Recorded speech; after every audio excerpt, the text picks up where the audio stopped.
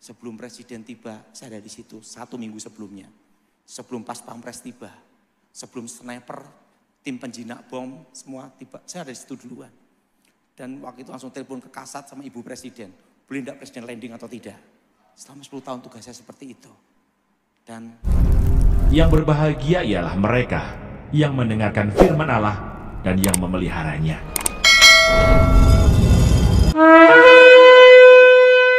Lawan dari kutuk adalah berkat. Berkat, lawan dari berkat adalah kutuk. Nah, dan kutuk itu selalu dari atas ke bawah. Tidak ada kutuk tumbal mertua.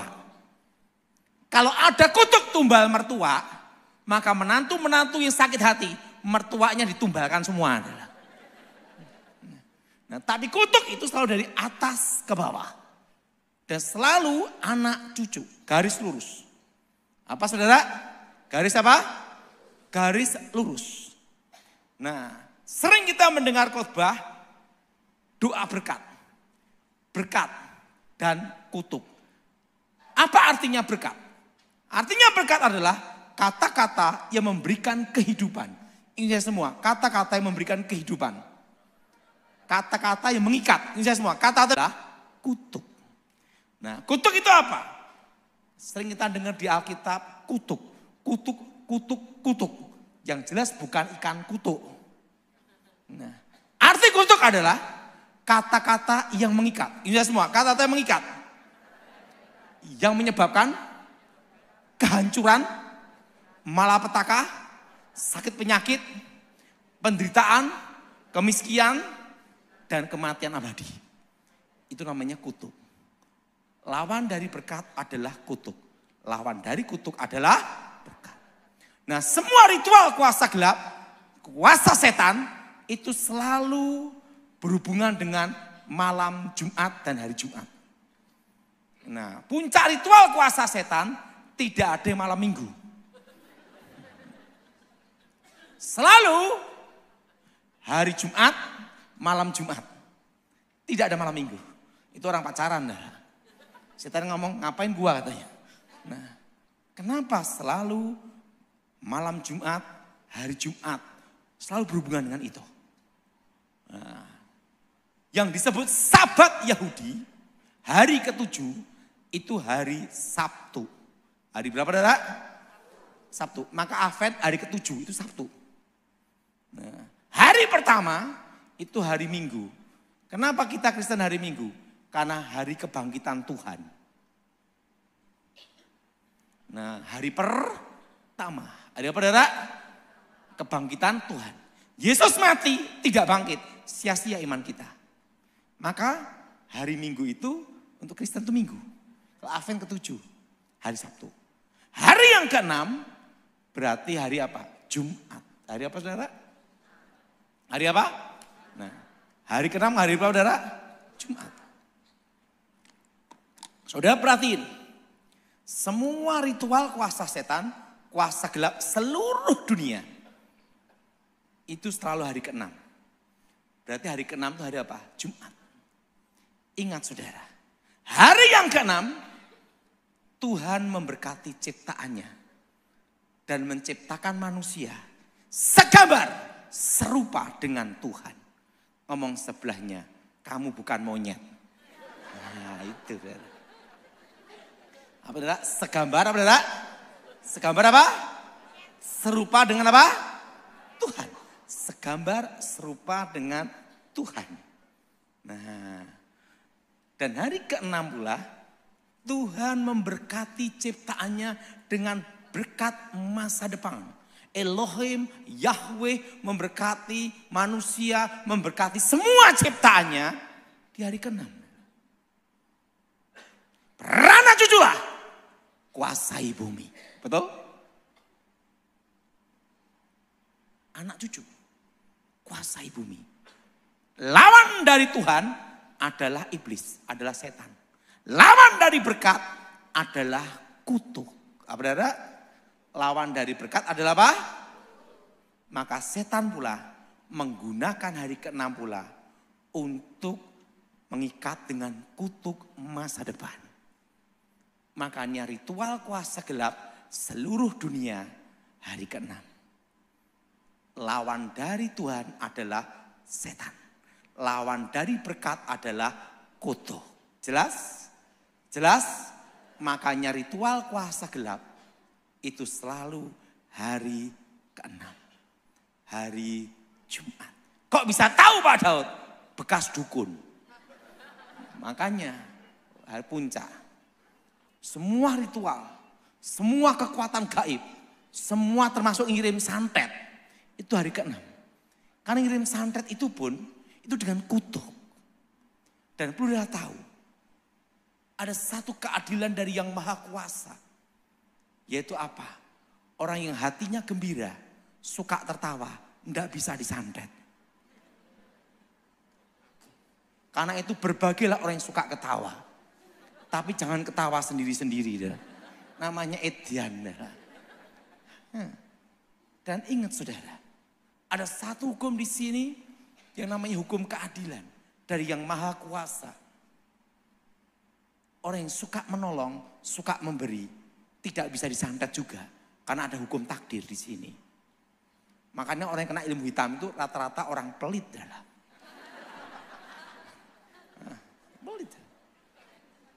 No pelit. Nah, makanya semua penangkal tolak bala, penangkal ilmu hitam, seorang dukun pasti langkah pertama satu, gunakan bacaan selamatan. Supaya apa? Supaya orang-orang miskin ini makan. Waktu orang ini miskin makan, terjadilah hukum takdir. Siapa yang menabur, dia yang menuai. Betul? Betul? Dan di Alkitab ada. Ini berlaku bagi umat manusia. Ada. Orang yang menaruh belas kasihan ke orang-orang miskin sesungguhnya memiutangi Tuhan. Betul? Nah, setan tahu hukum itu. Makanya semua dukun, masalah ilmu santet, ilmu guna-guna, pasti langkah pertama apa? Bacaan selamatan dulu. Ritual kuasa gelap. Untuk dihadapkan namanya dengan garis takdir. Ingat, takdir itu lahir dan mati. Nasib bisa berubah, takdir tidak bisa. Yesus lahir mati, tapi bangkit. Betul? Betul? Hidup kembali. Amin. Itu takdir. Manusia lahir dan pasti manusia apa? Mati. Kecuali kita diangkat hidup-hidup. Nah, lawan dari berkat adalah kutuk. Nah, jadi ingat saudara, supaya kita tidak kena ilmu santet, tidak ingin kena guna-guna, itu mudah. Jangan ada dendam, kecewa di hatimu. Amin. Amin. Dan suka apa dan suka memberi. Satu hal. Nah, kutuk di sini yang disebut namanya kutuk masa depan. Makanya semua ritual kuasa gelap itu ada kutuk namanya masa depan. Sering kita pendeta, sering hamba Tuhan, sering penginjil, mematahkan kutuk, mendoakan kutuk, itu kutuk masa lalu. Tapi tidak berpikir untuk mematahkan kutuk masa depan. Makanya banyak sekali kejadian, orang yang terlibat kuasa gelap, dulunya laris tokonya, begitu bertobat bangkrut habis. Kenapa? Karena setan masih punya hak atas masa depannya. Harus ada suatu perjanjian yang dibatalkan. Apa saudara? Harus apa saudara? Perjanjian yang harus apa saudara? Dibatalkan. Ingat saudara, itu dukun yang ngasih kaya. Kenapa dukunnya tidak kaya sendiri? Orang yang tidak percaya Tuhan, kalau sakit pergi ke dukun. Tapi dukun sakit pergi ke dokter. Nah, kena corona pun ikut karantina kan gitu. Wah, kalau masalah corona ini saya ingat satu hal saudara. Puji Tuhan ya, saya ini tidak pernah kena corona. Tidak pernah positif. Tahu enggak gara-garanya apa? Jadi ceritanya seperti ini. Waktu itu saya tanya sama dokter. Waktu itu kan ada ivermectin obat cacing. Setelah itu Avigan, Paviravir, macam-macam ini. Semua obat kelinci percobaan semua itu, betul? Dan corona itu belum ada obatnya. Saya tanya sama dokter, Pak, virus itu matinya dengan cara apa? Pertama, daya tahan tubuh. Kedua, sama alkohol.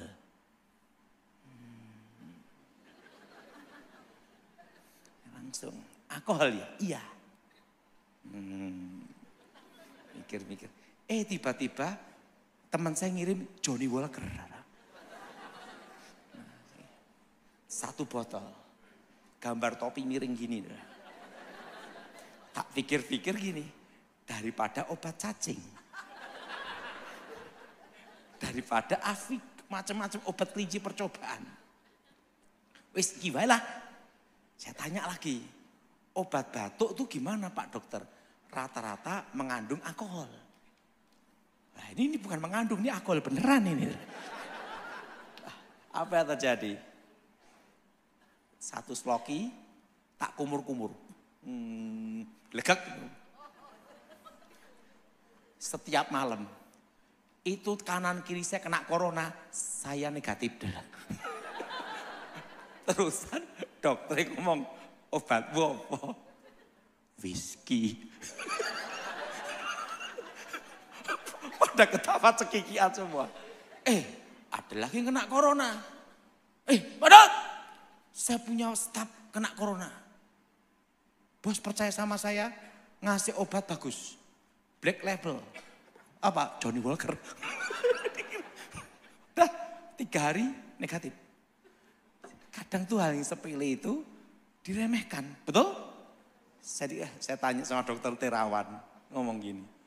Corona itu hari pertama sampai ke 8 itu di tenggorokan. Hari 8 ke atas baru ke paru-paru.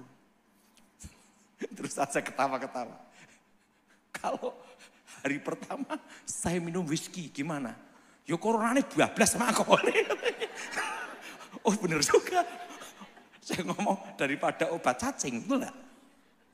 Jadi selama 3 tahun itu saya tuh ya daripada kumur betadin.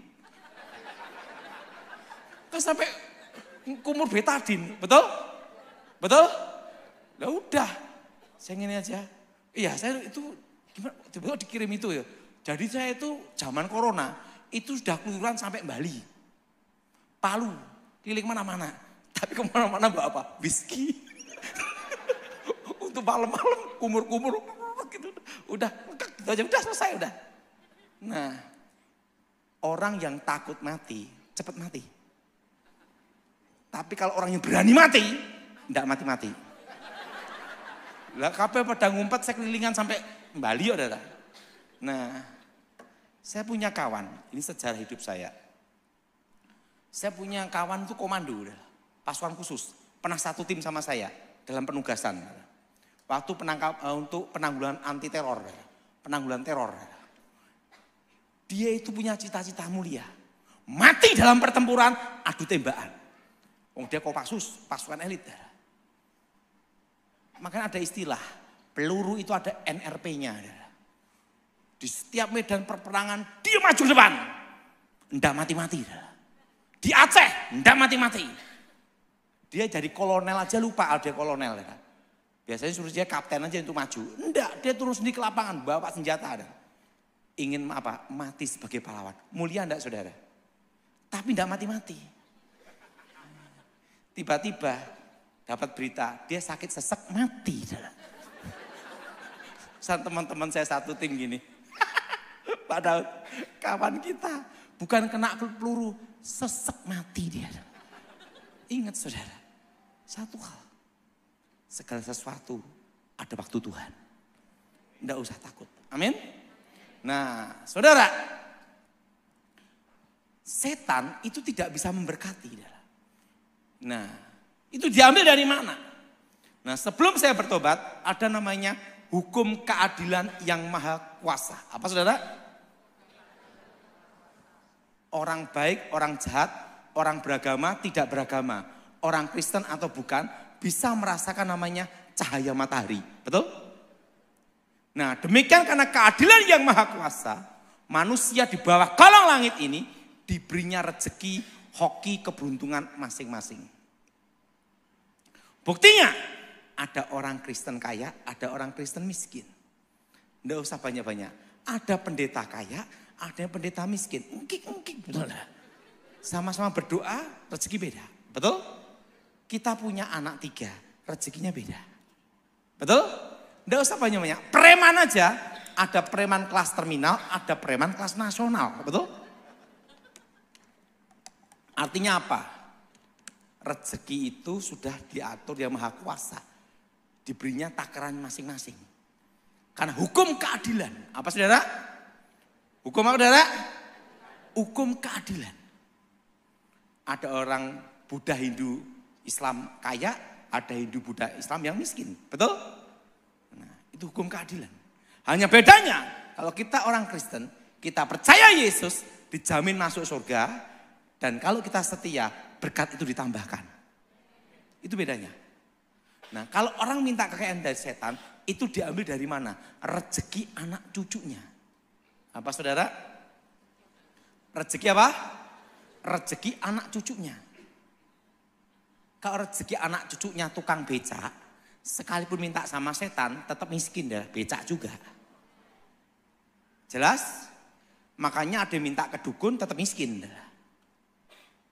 Tapi kalau orang tua, kalau anak cucu ini rezekinya besar, hokinya besar. Orang tuanya kerja apapun berhasil. Tapi ada kutukannya. Apa kutukannya, Dara? Ingat, Dara, anak cucunya kerja apapun gagal miskin. Kan hoki rezekinya sudah diambil dulu sama orang tuanya. Maka Alkitab berkata, setan itu pencuri. Jelas? Setan itu apa, Dara? Setan itu apa, Dara? Pencuri. Setan itu apa, Dara? Pencuri. Setan itu pencuri. Dan orang yang minta kekayaan setan terkena kutukan. Tidak bisa menikmati kekayaan. Rumah tangga hancur. Stroke, sakit gula, gini. Habis. Uang jin dimakan setan. Jelas? Jelas? Jelas? Orang minta penglarisan. Rezeki anak cucu diambil orang tuanya. Begitu orang tuanya mati. Anak cucunya kerja apapun gagal. Kenapa? Sudah diambil dulu sama orang tuanya. Maka Alkitab berkata setan itu pencuri. Jelas? Dan setan tidak pernah memberi manusia gratis. Ada harga yang harus dibayar. Ada apa, saudara? Harga yang harus apa? Harus dibayar. Nah, seperti orang pasang susu, untu merongos, susu langsung gini. Mata kir jadi gini. Nah, ingat saudara, anak cucunya rumah tangga pasti hancur semua. Dan jadi perawan tua, perjaka tua, expired kadaluwarsa. Dan waktu matinya susah, ditolak langit, tolak bumi. Ingat, setan tidak ada tujuan menolong manusia. Jelas? Kenapa? Karena setan tahu tidak diampuni.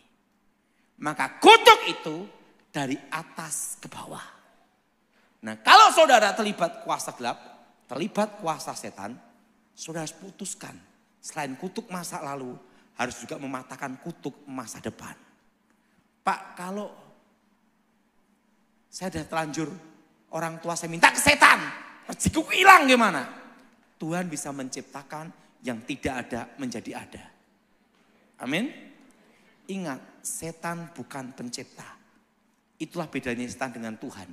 Tuhan adalah pencipta yang tidak ada menjadi ada. Jelas? Jelas?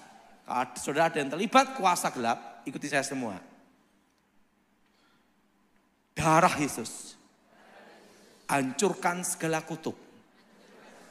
Darah Yesus hancurkan segala mantra atas hidupku. Nah, segala perjanjian setan, segala ikatan kutuk atas hidupku, masa depanku, kami batalkan, kami hancurkan demi nama Yesus. Darah Yesus buka masa depanku. Darah Yesus buka jalan berkat hidupku. Nah, termasuk kalau orang tuanya pasang susu. Doanya apa? Darah Yesus buka jalan masa depanku. Kalau enggak jadi expired kadaluarsa, saudara. Jelas?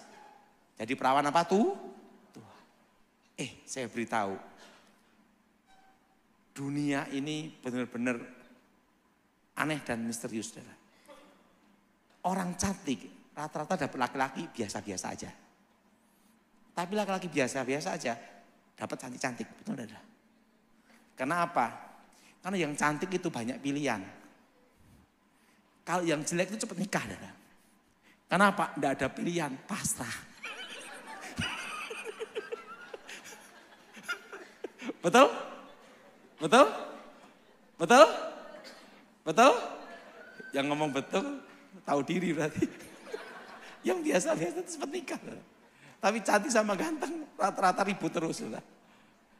Tapi tidak semuanya seperti itu. Nah, ingat, harus patah apa? Kutuk masa. Nah, ini penting sekali. Karena banyak jemaat yang terikat ke situ. Banyak kegagalan dalam hidupnya. Jadi darah Yesus hancurkan segala kutuk masa depan. Apa saudara? Dan darah Yesus buka jalan berkat hidupku. Nah, berapa kali Pak? Dari iman kembali ke iman. Amin. Nah, saudara, ada yang bertanya sama saya, Pak, ini tahun 2024 aja. Tahun 2023 ini berat Pak, ekonomi. 2024 gimana Pak? 2025 gimana? Betul? Betul? Ingat saudara, dunia resesi tapi Indonesia aman. Yang merasakan resesi berat itu hanya di Jakarta sama Surabaya. Malang tidak. Kenapa Jakarta, Surabaya terasa resesi? Karena banyak keinginan. Ingin Hermes lah, ingin Rolex lah, ingin makan inilah. Nah, kalau di Malang, enggak. Sumber daya alamnya adalah. Jelas? Jelas? Lu udah tahu, saya belajar satu hal. Apapun peluang sekecil apapun, itu adalah harapan. Gunakan sebaik-baiknya. Contohnya, ingat perhatiin. Elia, waktu dia berdoa, sekali tidak ada awan. 2 kali tidak ada awan. 3 kali tidak ada awan. 6 kali tidak ada awan. Betul? Waktu ke-7 kali ada awan. Hanya setelapak tangan. Betul? Artinya apa? Setitik harapan. Kan kecil sekali. Setelapak tangan. Betul? Tidak ada artinya. Tapi dia bangkit berdiri. Percaya Tuhan tolong. Dan Tuhan berkati. Langsung hujan lebat. Betul? Makanya saya sangat percaya sekali. Saudara punya harapan. Sekalipun hanya setelapak awan. Saya kasih satu contoh. Saya selalu dalam panggilan tugas tertentu. Dalam suatu misi yang berbahaya dan mustahil. Tapi tidak mati-mati. Karena belum jatahnya gitu. Satu kali saya ditelepon sama Pas Pampres dari istana. Telepon. Waktu itu saya minggu itu mau khotbah di GSJS. Ini makanya pernah ada satu khotbah saya yang dibatalkan. Kenapa? Saya ditelepon dari istana. Dari istana telepon sama saya, Pas Pampres beritahu. Padahal diaktifkan perintah untuk mengawal seorang jenderal bintang 4, bukan 2, bintang 4. Dan Pak Daud bertanggung jawab untuk selamat jenderal ini. Saya ngomong, saya mau khotbah hari Minggu. Nggak bisa. Pak Daud, ingat, Anda pernah bertugas untuk negara. Negara memanggil. Kode sandi, penyocokan sandi. Saya tanya, kalau ini perintah, minta sandinya. Kasih sandinya. Oh, pencocokan.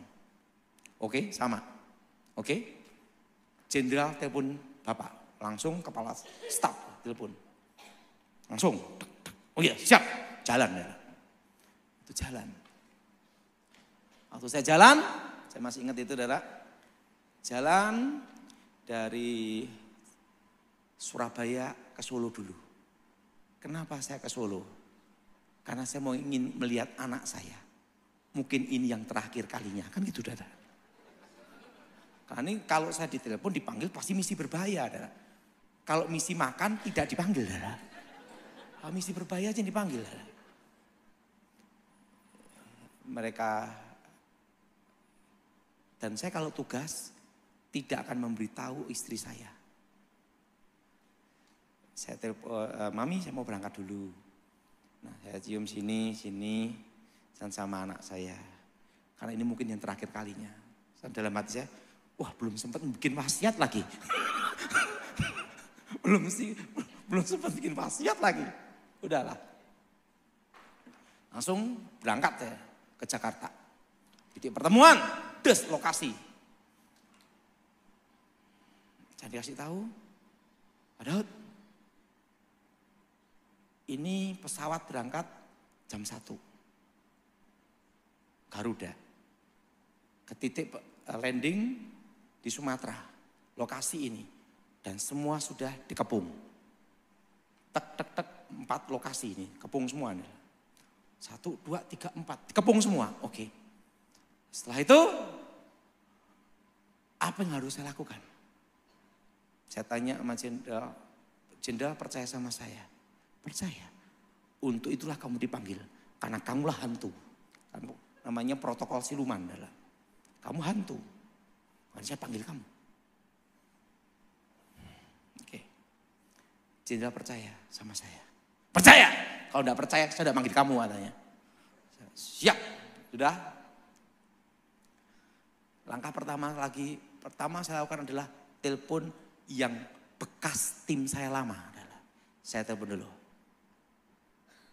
Karena dia ahli demolis, ahli bom. Saya telepon dulu. Wah, ini 1 jam kalau dia telepon tidak ngangkat, ini bahaya. Jangan dia ordernya sama, kan itu adalah. Dia dapat order juga, tapi order dari sana. Wah repot ini adalah. Saya telepon 1 jam. Das, demolis, kamu dari mana? Siap, komando, saya di sini. Wah, aman gua. Nah, Pak Daud ada job. Ada. Kamu nganggur. Ya kamu di rumah aja. Saya mau kerja, kamu jangan ikut campur. Oke, silakan. Komando, silakan.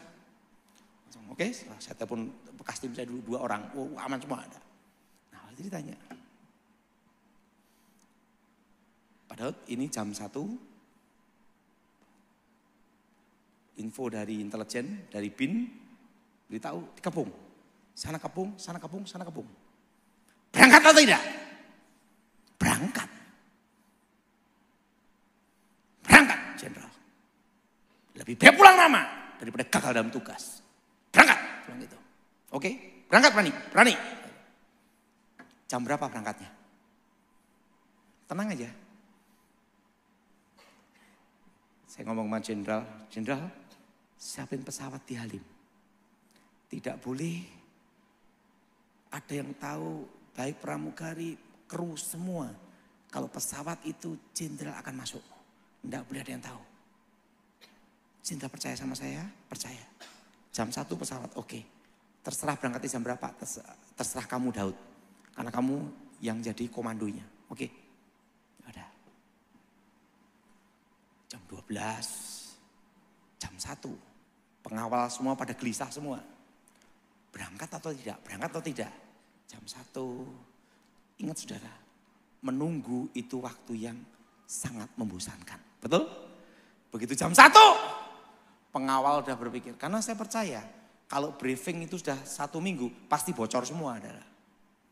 Waktu itu 1 jam, wes mereka pada tiduran gini semua. artinya tidak jadi berangkat.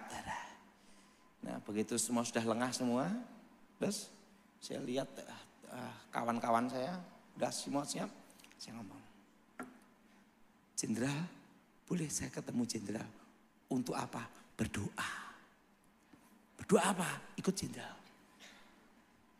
Langsung ke ruang tamu, protokol siluman, jalankan, berangkat. Begitu. Kaget, ini doanya itu tuh, iya berangkat.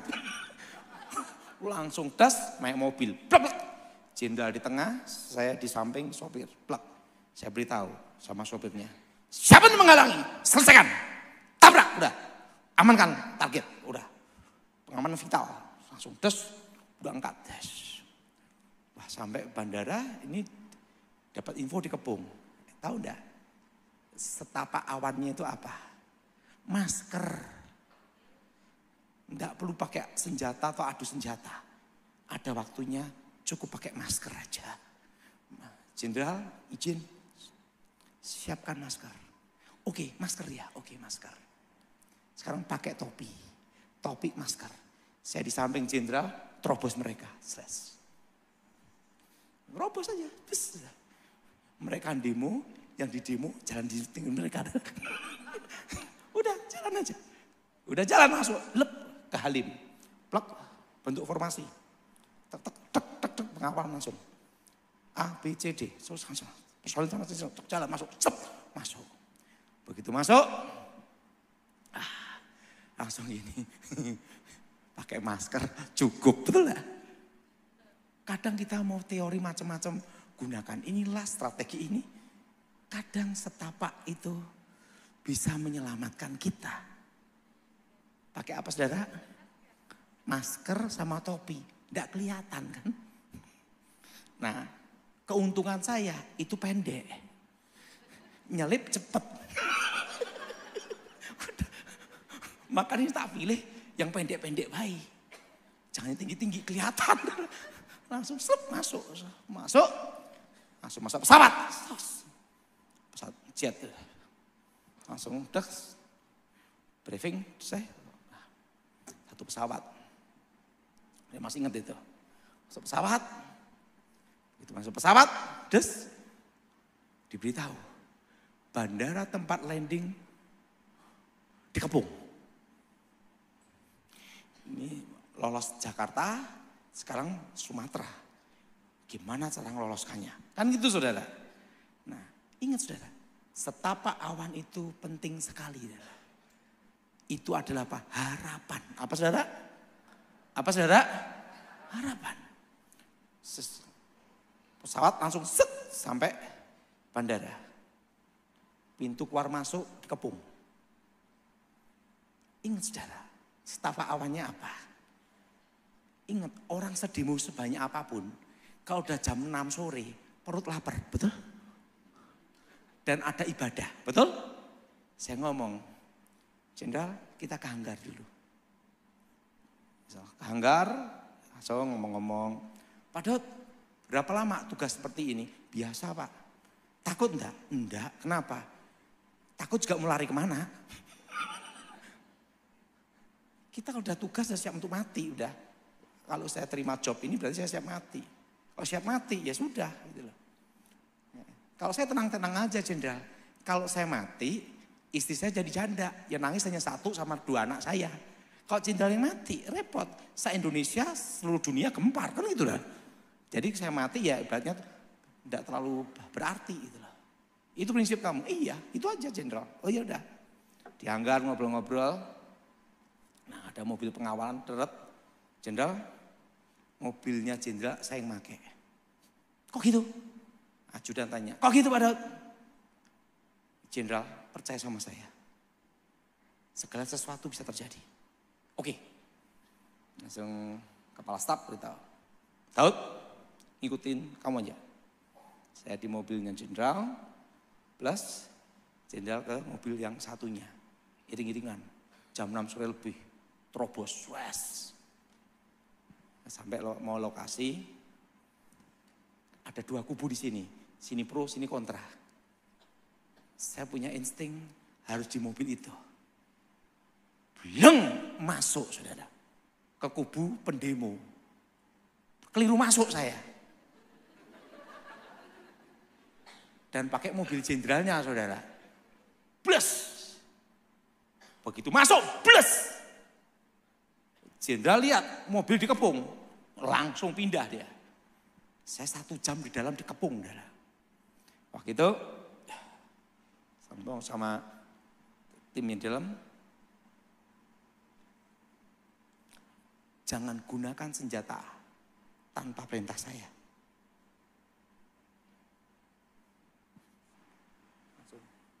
Semua turunkan senjata. Dan bila terjadi sesuatu, bentuk formasi.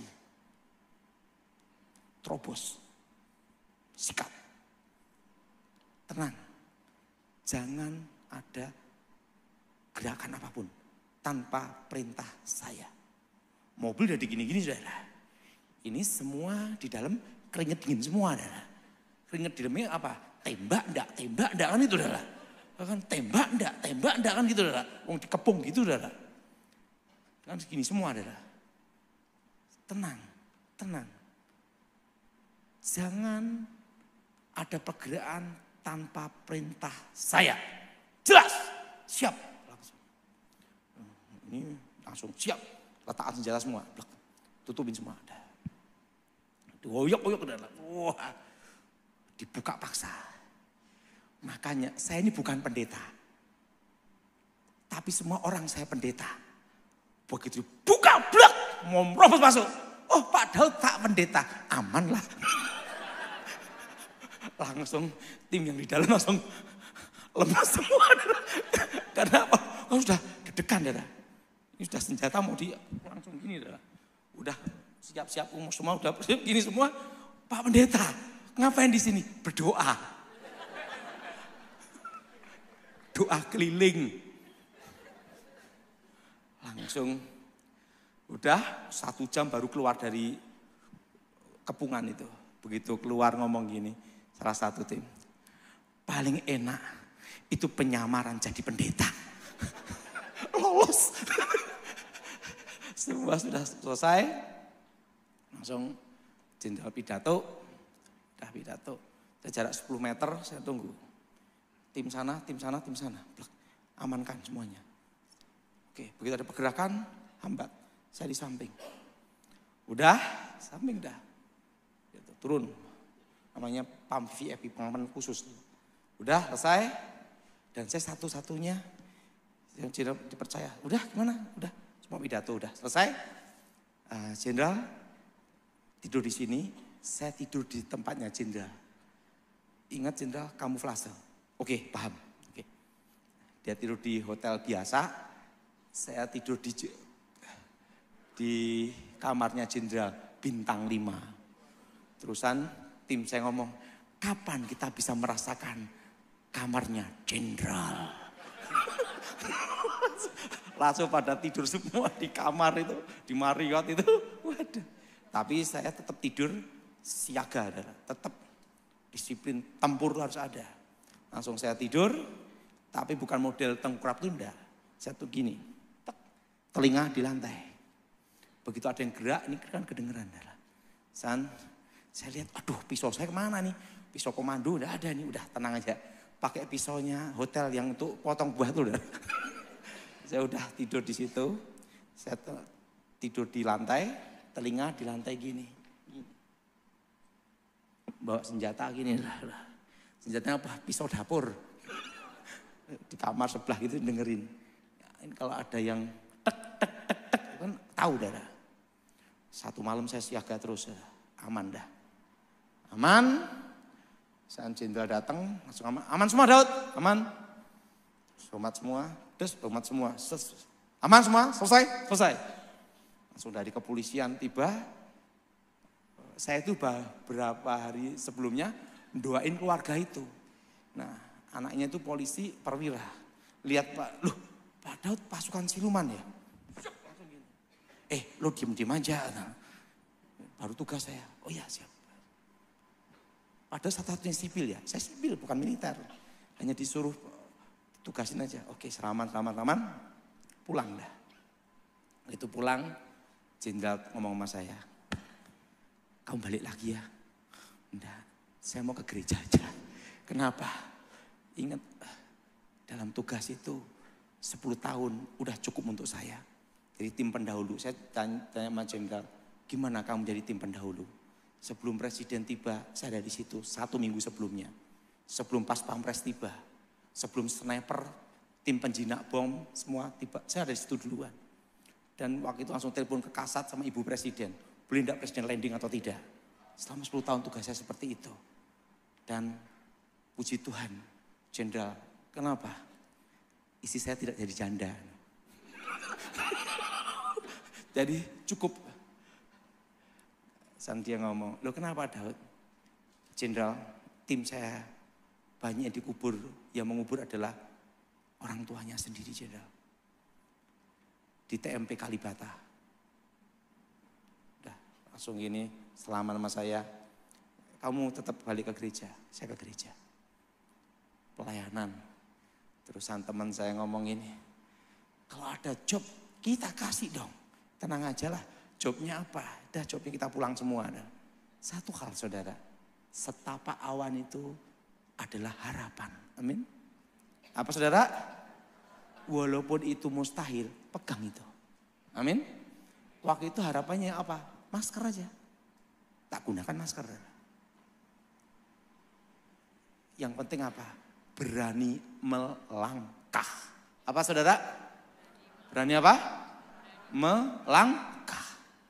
Nah ingat saudara. Pesan saya, ini udah jam sekian ya. Pesan saya satu. Jangan utang bank untuk tahun ini. Karena perlambatan ekonomi ini masih 5 tahun saudara. Dari 2022 berarti sampai 2026. Puncaknya resesi itu nanti di 2025 adalah. Itu resesi ekonomi itu 2025. Dan inflasi itu sampai 5 tahun itu 2026. Jadi saya beritahu jangan utang bank. Kedua untuk jemaat sini semua saya beritahu simpan emas semua adalah. Tapi jangan emas Jowo lain adalah. Yaitu walaupun 1 gram 2 gram tiap bulan simpan itu. Karena itu nanti akan berguna di tahun 2025. Wahyu pasal 6. Keenam meterai pertama dibuka. Maka aku melihat anak domba itu membuka yang pertama dari ke-7 meterai itu. Dan aku mendengar yang pertama dari ke-4 makhluk itu berkata dengan suara bagaikan bunyi guru, "Mari!" Dan aku melihat, sesungguhnya ada seekor kuda putih dan orang yang menungganginya memegang sebuah panah dan kepadanya dikaruniakan sebuah mahkota. Lalu ia maju sebagai pemenang untuk merebut kemenangan. Dan ketika anak domba itu membuka meterai yang kedua, aku mendengar makhluk yang kedua berkata, "Mari!" Dan majulah seekor kuda lain, seekor kuda merah padam, dan orang yang menungganginya dikaruniakan kuasa untuk mengambil damai sejahtera dari atas bumi, sehingga mereka saling membunuh, dan kepadanya dikaruniakan sebilah pedang yang besar. Dan ketika anak domba itu membuka meterai yang ketiga, aku mendengar makhluk yang ketiga berkata, "Mari!" Dan aku melihat, sesungguhnya ada seekor kuda hitam, dan orang yang menungganginya memegang sebuah timbangan di tangannya. Dan aku mendengar seperti ada suara di tengah-tengah ke-4 makhluk itu berkata, "Secupak gandum sedinar, dan 3 cupak jelai sedinar. Tetapi janganlah rusakkan minyak dan anggur itu." Dan ketika anak domba itu membuka meterai yang ke-4, aku mendengar suara makhluk yang ke-4 berkata, "Mari!" Dan aku melihat, sesungguhnya ada seekor kuda hijau kuning, dan orang yang menungganginya bernama Maut, dan kerajaan maut mengikutinya. Dan kepada mereka diberikan kuasa atas 1/4 dari bumi untuk membunuh dengan pedang, dan dengan kelaparan dan sampar, dan dengan binatang-binatang buas yang di bumi. Dan ketika anak domba itu membuka meterai yang kelima, aku melihat di bawah mezbah jiwa-jiwa mereka yang telah dibunuh oleh karena firman Allah, dan oleh karena kesaksian yang mereka miliki. Dan mereka berseru dengan suara nyaring, katanya, "Berapa lamakah lagi, ya penguasa yang kudus dan benar, engkau tidak menghakimi dan tidak membalaskan darah kami kepada mereka yang diam di bumi?" Dan kepada mereka masing-masing diberikan sehelai jubah putih, dan kepada mereka dikatakan bahwa mereka harus beristirahat sedikit waktu lagi hingga genap jumlah kawan-kawan pelayan dan saudara-saudara mereka yang akan dibunuh sama seperti mereka. Maka aku melihat ketika anak domba itu membuka meterai yang keenam, sesungguhnya terjadilah gempa bumi yang dahsyat, dan matahari menjadi hitam bagaikan karung rambut, dan bulan menjadi merah seluruhnya bagaikan darah. Dan bintang-bintang di langit berjatuhan ke atas bumi, bagaikan pohon ara menggugurkan buah-buahnya yang mentah apabila ia digoncang angin yang kencang. Maka menyusutlah langit bagaikan gulungan kitab yang digulung, dan tergeserlah gunung-gunung dan pulau-pulau dari tempatnya. Dan raja-raja di bumi dan pembesar-pembesar serta perwira-perwira dan orang-orang kaya serta orang-orang berkuasa dan semua budak serta orang merdeka bersembunyi ke dalam gua-gua dan celah-celah batu karang di gunung. Dan mereka berkata kepada gunung-gunung dan kepada batu-batu karang itu, "Runtuhlah menimpa kami, dan sembunyikanlah kami terhadap Dia yang duduk di atas tahta dan terhadap murka anak domba itu. Sebab sudah tiba hari besar murka mereka, dan siapakah yang dapat bertahan?" Wahyu pasal 7. Orang-orang yang dimeteraikan dari bangsa Israel. Kemudian daripada itu aku melihat 4 malaikat berdiri pada keempat penjuru bumi, dan mereka menahan keempat angin bumi, supaya jangan ada angin bertiup di darat atau di laut atau di pohon-pohon. Dan aku melihat seorang malaikat lain muncul dari tempat matahari terbit. Ia membawa meterai Allah yang hidup, dan ia berseru dengan suara nyaring kepada keempat malaikat yang ditugaskan untuk merusakkan bumi dan laut. Katanya, "Janganlah merusakkan bumi atau laut atau pohon-pohon, sebelum kami memeteraikan hamba-hamba Allah kami pada dahi mereka." Dan aku mendengar jumlah mereka yang dimeteraikan itu 144.000 yang telah dimeteraikan dari semua suku keturunan Israel.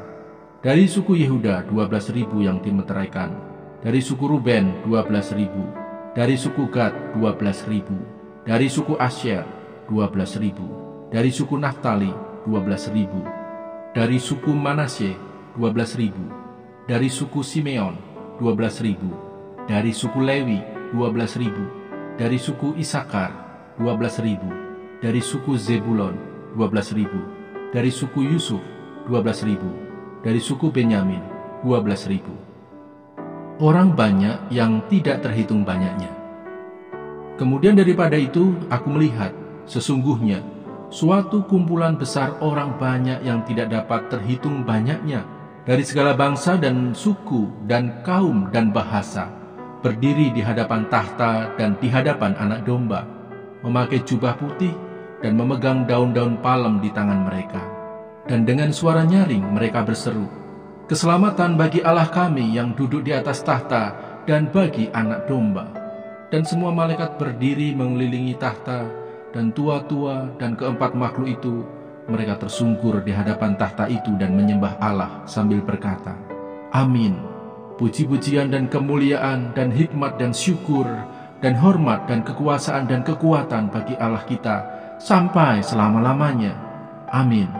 Dan seorang dari antara tua-tua itu berkata kepadaku, "Siapakah mereka yang memakai jubah putih itu, dan dari manakah mereka datang?" Maka kataku kepadanya, "Tuanku, Tuan mengetahuinya." Lalu ia berkata kepadaku, "Mereka ini adalah orang-orang yang keluar dari kesusahan yang besar, dan mereka telah mencuci jubah mereka dan membuatnya putih di dalam darah anak domba. Karena itu mereka berdiri di hadapan tahta Allah dan melayani Dia siang malam di bait sucinya. Dan Ia yang duduk di atas tahta itu akan membentangkan kemahnya di atas mereka. Mereka tidak akan menderita lapar dan dahaga lagi, dan matahari atau panas terik tidak akan menimpa mereka lagi, sebab anak domba yang di tengah-tengah tahta itu akan menggembalakan mereka dan akan menuntun mereka ke mata air kehidupan, dan Allah akan menghapus segala air mata dari mata mereka." Wahyu pasal 8. Meterai yang ketujuh. Dan ketika anak domba itu membuka meterai yang ketujuh, maka sunyi senyaplah di sorga, kira-kira setengah jam lamanya. Lalu aku melihat ketujuh malaikat yang berdiri di hadapan Allah, dan kepada mereka diberikan 7 sangkakala. Maka datanglah seorang malaikat lain, dan ia pergi berdiri dekat mezbah dengan sebuah perdupaan emas, dan kepadanya diberikan banyak kemenyan untuk dipersembahkannya, bersama-sama dengan doa semua orang kudus di atas mezbah emas di hadapan tahta itu. Maka naiklah asap kemenyan bersama-sama dengan doa orang-orang kudus itu dari tangan malaikat itu ke hadapan Allah.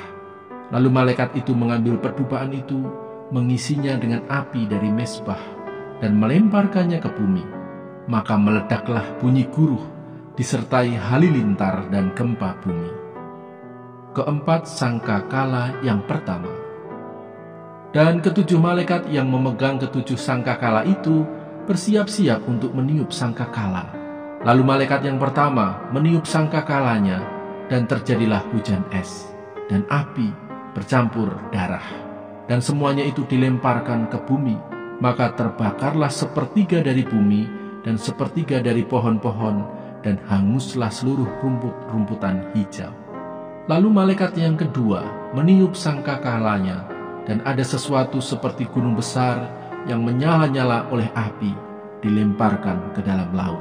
Dan 1/3 dari laut itu menjadi darah, dan matilah 1/3 dari segala makhluk yang bernyawa di dalam laut, dan binasalah 1/3 dari semua kapal. Lalu malaikat yang ketiga meniup sangkakalanya, dan jatuhlah dari langit sebuah bintang besar, menyala-nyala seperti obor, dan ia menimpa 1/3 dari sungai-sungai dan mata-mata air. Nama bintang itu ialah Absintus, dan 1/3 dari semua air menjadi absintus, dan banyak orang mati karena air itu, sebab sudah menjadi pahit. Lalu malaikat yang keempat meniup sangkakalanya, dan terpukullah 1/3 dari matahari, dan 1/3 dari bulan, dan 1/3 dari bintang-bintang, sehingga 1/3 daripadanya menjadi gelap, dan 1/3 dari siang hari tidak terang, dan demikian juga malam hari. Lalu aku mendengar seekor burung nasar terbang di tengah langit dan berkata dengan suara nyaring, "Celaka, celaka, celakalah mereka yang diam di atas bumi oleh karena bunyi sangkakala ketiga malaikat lain yang masih akan meniup sangkakalanya." Yang berbahagia ialah mereka yang mendengarkan firman Allah dan yang memeliharanya.